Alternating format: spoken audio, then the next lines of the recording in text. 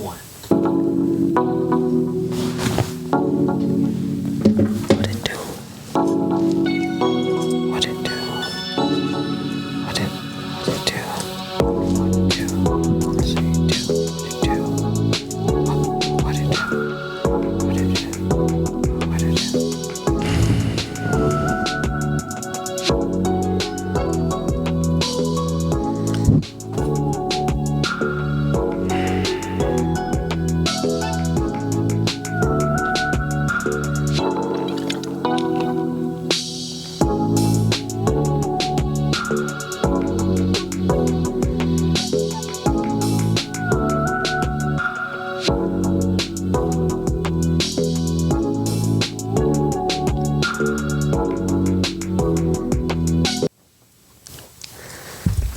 Shalom, shalom. Yo, what's up? Shalom, shalom. What's good? Back again for the first time. After many, many moons. Couple of months. Yeah, it's Some been- months. It's been a couple months. So what's up, fam? How everyone doing out there? Much blessings, love, light, and abundance to you. To you all. For sure. For sure. But we back in the building.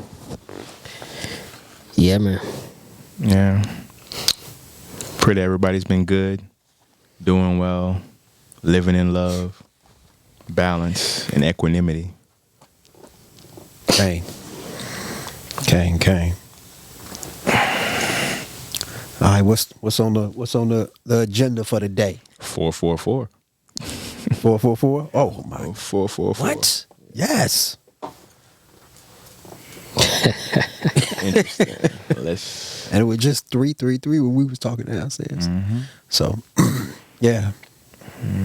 What is the meaning of 444? Let me go Yeah, to my let's important get that. numbers. Yeah, let me get that, brother. We run some stuff 444. off. This is an actual resurrection number. You just completed an important phase. Who that's for? It's for everyone. In was it earshot? Yeah, man. Interesting. So what's that topic, Adon? Well, What we gonna bring forth to y'all today? oh, how I come in the volume of the book. What? How I come in the volume of the book. Hold on. What you mean? What you mean by that? You come in what book? Oh, the word. The word. Yeah. Oh, Interesting. when you say the word, are you talking about what they will call God's word? Absolutely. Oh, Interesting. Oh, you come in the volume of the book. Yeah. Oh, okay. Interesting. Adon, you come in the volume of the book too? I come in the volume of all books. Oh, yeah. Yeah, I come in. I'm with y'all guys. I come in the volume of that book, all the other books, and the books that haven't been written. Right. So here's what I'm asking you. Go ahead, bro. Well, let me start off with this, right? Go ahead. So when we talk about the volume of the book, right? Notionally, this is a sentiment from the New Testament, right? Attributed to Jesus, Yeshua, the Christ, Don't forget Yahweh Shai. Yahweh Shai, Yeah. Yehoshua, Yeah. All the other names. Yahu Shai, Yashaya. Yeshaya. Some schools of thoughts. Ishi, Yeah. all that, Isa. all that, right? Yeah, go ahead. What's your background of how you understand what that means? Just give me a snippet, just a snippet before we dive into the You mean the statement? I come in the volume of the book. low I come in the volume of the book. Who you asking? Whoever wants to flow. Go ahead, Adon. For me, that's multifaceted, and the answer could vary based on. For me, answering a question isn't simple anymore, but it can be. Meaning, it depends on the audience, who I'm talking to, and it depends on what density of consciousness they're at. Meaning, I could say, "Oh, if you literally look at the Christ or Jesus, Yeshua, as everything from the Old Testament, or what we would call the Hebraic text, to the New Testament, the Greco-Roman text, everything in the so-called Old Testament is summarizing his arrival. Mm-hmm. That's probably the basic understanding you can glean from. You know what I mean? So that's what I would consider at that density. It's a level of trying to make it make sense intellectually from a concrete perspective.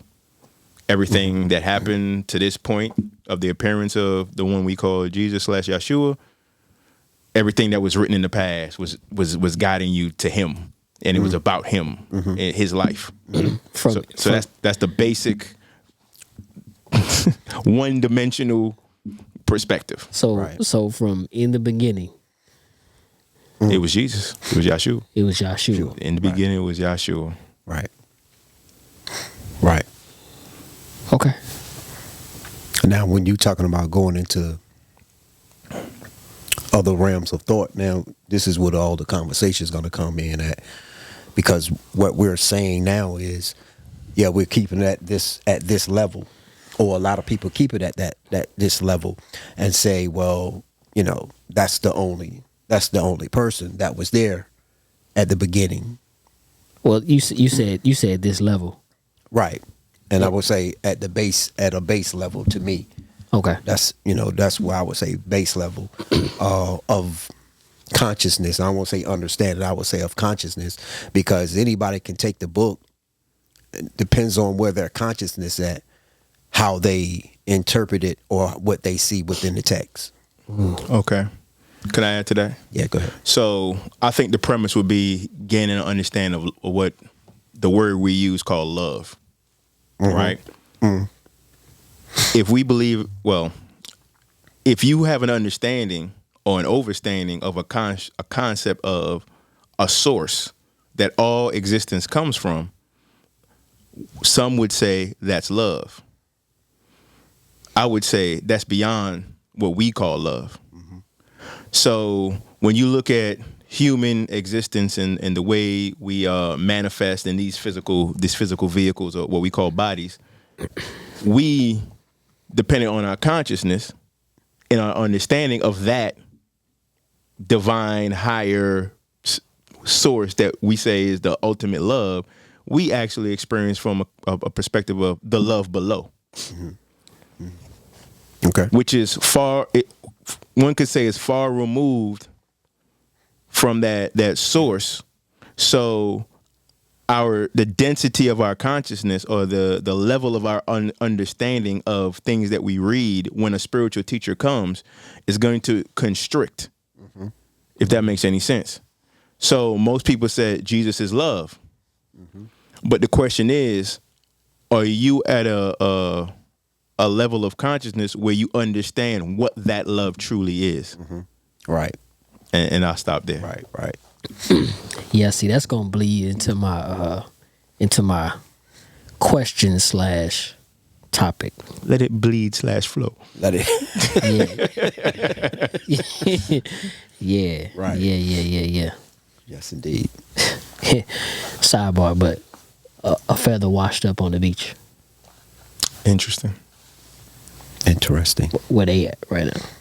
Yeah. Sorry, I just want to throw that out there, man. It's just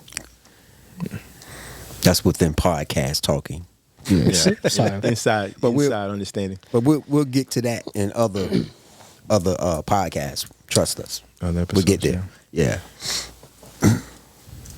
Continue. Yeah. Good. Yeah. So yeah, man. I happened to be listening to something not too long ago, and the reference was, they the person so happened to be talking about Jesus, Okay. right? And that statement came up.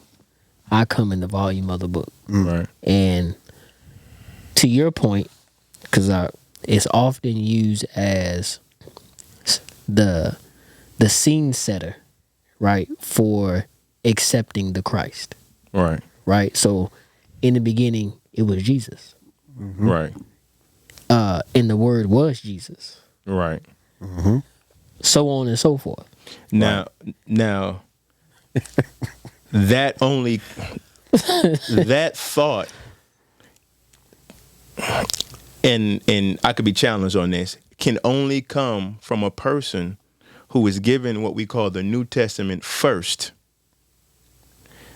taught it, indoctrinated into whatever version of Christianity or that religious construct is, and then later, after the indoctrination in making everything Christ, going back into the Old Testament and then Saying, see, there he is right there. There you See, go. there he is right there. Oh, Right. and here he is again.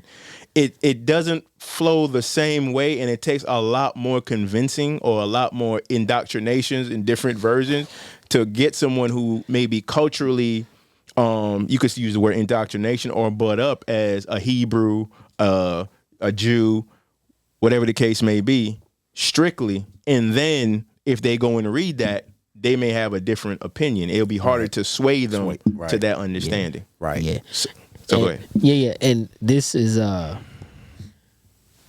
from that acceptance, Right. you now have life. You now live because you accept that premise, that scene setter, right? That recognition, Okay. along with all of its indoctrinating articles. Go ahead. That life is based on a concept or idea that's, I want to say beat, but that's Accepted. accepted salvation. Yes. You have to be saved from X, Y, and Z. Right. Yes. And that salvation is through believing that Jesus came Right. Yes. to save you. Yes. Right. Because he came in the volume of the book. He came in the volume of the book. Now, I say, well, I come in the volume of the book too. Facts. If you've seen Yahshua, how's it say? If you've seen me, you've seen the Father. Yeah. Facts. Right? Because go ahead. Well, for those who doesn't know anything about that, the ideology of what we would say is the principle of Christianity in its various forms, right? You have to build a picture, right? Because this happened, and then when Jesus came, it was to fix something. Yes. So the principle is you had the first man and first woman who was put in the garden, or the first man was put in the garden. He was split. Right. So it was masculine and feminine, or male and female, Okay. right? They were given, from the perspective, laws or commandments not to eat from certain fruits in that garden. Right. And the one that they were told not to eat, they ate, and their eyes were open. So now they fell into Sin. knowing sin. They sinned, They would say and sin. sin is transgression. The textbook answers, sin is transgression of God's law. Right. Right? Right. So they fell into sin because they chose to eat from the forbidden fruit. And now they've come to know the concept or idea that we know as good, Tob, and evil, Ra. And those second words I say after each is Hebrew.